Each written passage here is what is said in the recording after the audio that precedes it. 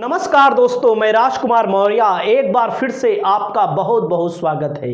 काफी लंबे इंतजार के बाद ओम प्रकाश राजभर यानी कि पियरका चाचा मंत्री बन गए हैं।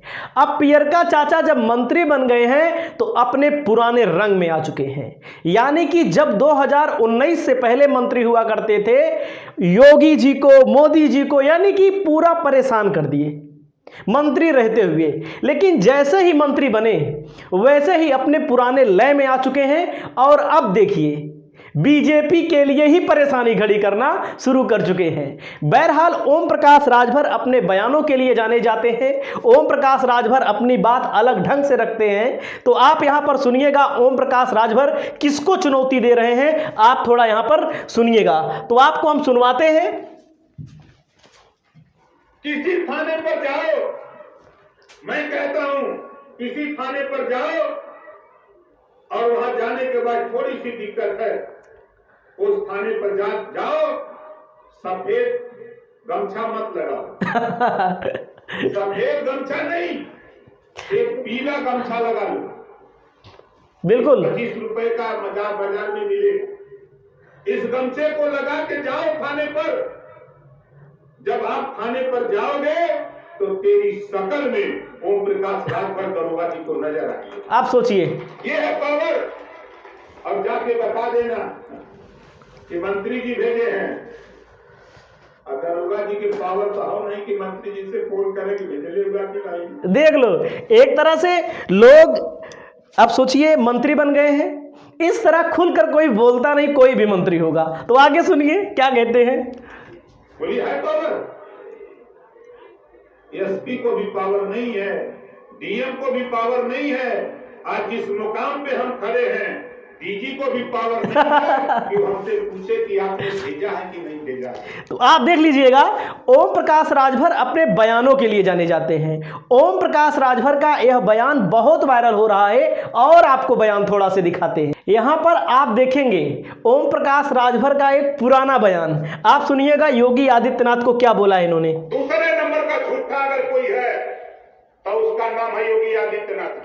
दुनिया में अगर झूठ बोला वाला कोई नेता एक नंबर, तो वो नेता का नाम है नरेंद्र मोदी जी। एक थे योगी बाबा, इन्हें तो जाके मंदिर में घंटा बजावे के कहां गया लखीमपुर खीरी में तुम्हारा बुलडोजर, 4 किसान की हत्या हुई, तुम्हारा मंत्री का बेटा जीप चढ़ा दिया।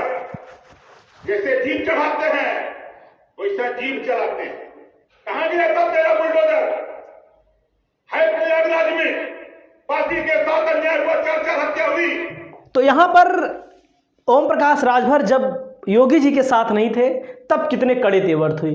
यहां तक कि भीख मांगने की ट्रेनिंग, फलाना क्या दुनियादारी, ऐसे स्थान पर भेजूंगा। लेकिन आज उन्हीं योगी आदित्यनाथ के साथ अब कैबिनेट मंत्री। अरे तेरा जूता पालिश करने वाले पिछड़े दलित समाज के लोग तेरे बीच में जो बैठे हैं, पिछड़े दलित समाज के लोग, वो तेरा जूता पालिश कर सकते हैं, लेकिन ओम प्रकाश यहां पर पिछड़े समाज के उन नेताओं को इन्होंने लाया है जो नेता मेन जाति के नेता हैं। जैसे मौर्य जाति का कोई नेता होगा, राजभर जाति का कोई नेता होगा, यादव जाति का कोई नेता होगा, प्रजापति जाति का कोई नेता होगा, या शर्मा जाति का कोई नेता होगा, कुम्हार, मतलब कि कोई भी जाति हो जो बीजेपी में मेन तौर पर जिनको मंत्रालय मिला होगा, उनको बोल रहे हैं। आगे सुनिए। अकबर तेरा जूता पालिश नहीं, सामने बैठ के बात करने की हैसियत रखता है ओम प्रकाश राजभर। अब देखिएगा आगे। मैं ओम प्रकाश राजभर ईश्वर की शपथ लेता हूं, मैं उत्तर प्रदेश राज्य के मंत्री के रूप में अपने कर्तव्यों का श्रद्धा।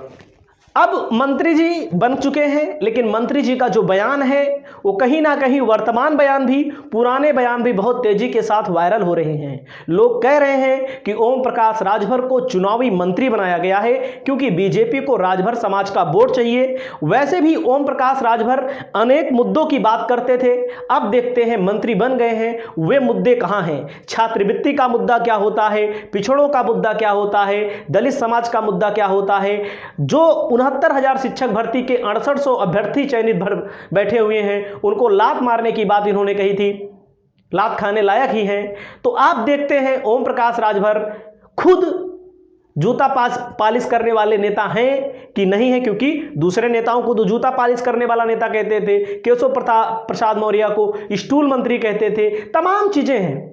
लोडर और दूसरे नेताओं को लोडर कहते थे, लेकिन सत्ता की मजबूरी है। आज ओम प्रकाश राजभर योगी के यहाँ चले गए हैं और योगी की भी मजबूरी है कि इनको मंत्री बनाना पड़ा, क्योंकि इतना दिन बहुत वेट करवाया योगी जी ने। और कहीं ना कहीं योगी जी को भी अब लग साख पर धक्का लगाने के लिए तैयार है। योगी आदित्यनाथ के साख पर कहीं ना कहीं बट्टा जरूर लगाएंगे, क्योंकि अपने बयानों के लिए जाने जाते हैं ओम प्रकाश राजभर। ओम प्रकाश राजभर के बयान अभी बहुत देखने को मिलेंगे। अभी आप रैलियां देखिएगा, लोकसभा का चुनाव देखिएगा। योगी आदित्यनाथ से इनका संबंध अच्छा नहीं बताया जाता, इनका संबंध मोदी और शाह से बहुत अच्छा बताया जाता है। आपकी क्या राय है? आप राजभर के बारे में क्या समझते हैं? अपनी राय कमेंट बॉक्स में जरूर लिखिए।